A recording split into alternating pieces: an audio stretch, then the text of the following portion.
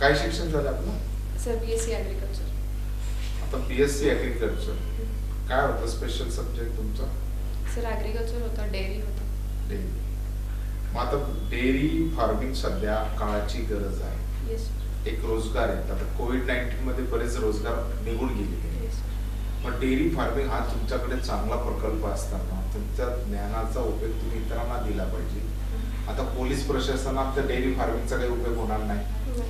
मग तुमचं शिक्षण हे शून्य झालं असं वाटत नाही तुम्हाला? नाही सर, आम्हाला ग्रॅज्युएशनला असताना एक रावी म्हणून प्रोग्राम होता, रुरल ॲग्रिकल्चर वर्क एक्सपिरियन्स. त्याच्यात 6 महिने आम्हाला शेतकऱ्यांसोबत संवाद साधायला लागायचा. एक पर्टिक्युलर शेत दिलं जायचं आम्हाला काम करण्यासाठी.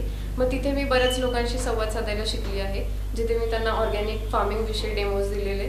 आणि मला असं वाटतं आताही बरेच आपले पोलीस स्टेशन्स वगैरे ग्रामीण भागात असतात.